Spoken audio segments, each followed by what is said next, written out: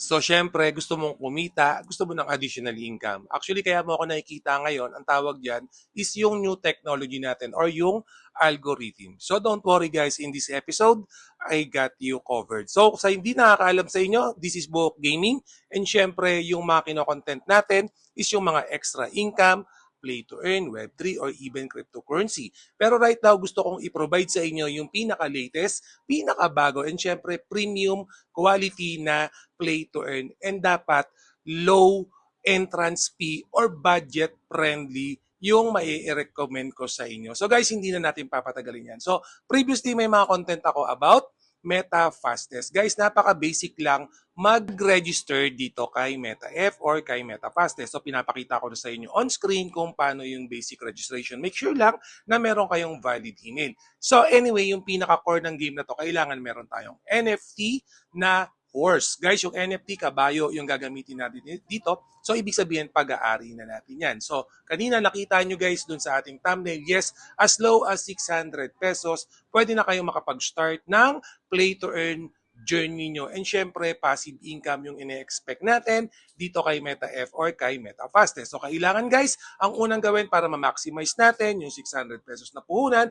is yung tinatawag na renting system dito kay MetaF or kay MetaFastest. Napaka-basic lang mag-rent and pag nag-rent kayo guys kay MetaF, good for 30 days na yung gagamitin natin na NFT. So for 30 days guys, so ibig sabihin, Buhok Gaming sa loob ng isang buwan, pwede pala ako magkaroon ng earn, pwede ako magkaroon ng ROI at syempre income na rin. Yes guys, proven, tested ko na dito sa Buhok Gaming yan.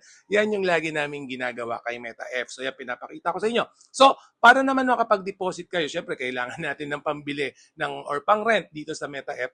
Ito lang yung pinaka-basic concept ng pag-deposit. Make sure lang na meron kayong TRC20. So don't worry kung meron kayong Coins PH, kahit GCash, no? Pwede na kayong mag-deposit dito sa Meta Fastest na account nyo. So anyway, marami naman akong content dyan kung paano gawin yan. Pero basically, ganun lang. GCash, Coins PH, no? Make sure na naka-TRC20 lang kayo makakapag-deposit na kayo. So once na nakapag-deposit na kayo, for example, just for example lang, 1,000 yung dineposit nyo, lilagyan nyo na ng sobra, no? So that's the time na pwede kayong mag-rent as low as 10 US dollar.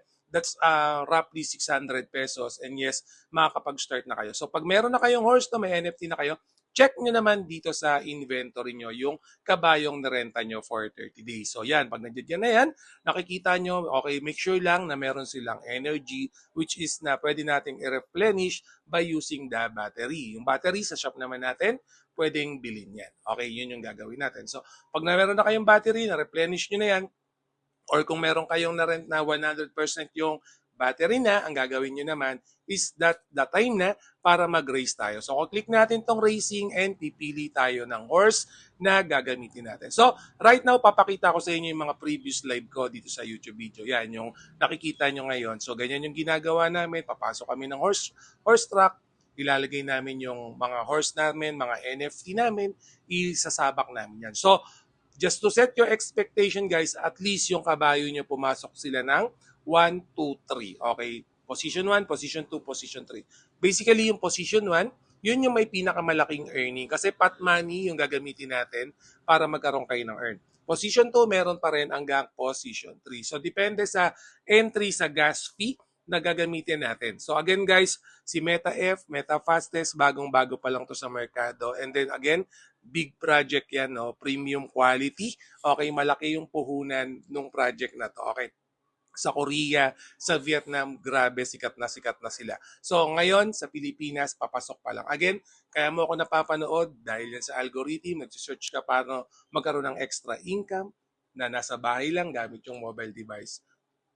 Pakita ko sa inyo to, i-double check nyo yung link, ilalagay ko na lang sa description. Gusto kong kayo yung mag-decide kung okay ba tong play to earn na to para sa inyo. Again guys, this is not a financial advice, no? Ito lang yung mga na experience ko before and gusto ko lang i-share sa inyo yung mga naging positive, no? Kasi marami na rin akong ni-review yung play to earn na hindi ko naman masyadong nagustuhan and I always honest, no, sa mga naging experience ko pinapakita ko sa inyo na hindi ko nagustuhan to, so wag na lang muna tayo dito. Ito nagustuhan ko, baka ma-recommend ko and baka gusto nyo. Again, yung tinatawag natin na tolerance pagdating sa mga budget and mga losses and mga wins, no? Iba-iba yan. Pero again, kayo mag-decide, no? Double, triple check nyo kung gusto nyo si Meta Fastest.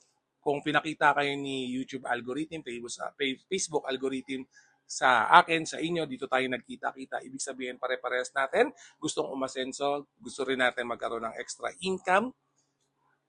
And yes, magkakaroon tayo ng madayang pang-update. Guys, again, always remember, Book Gaming loves you all. See you again in my next video. Salamat.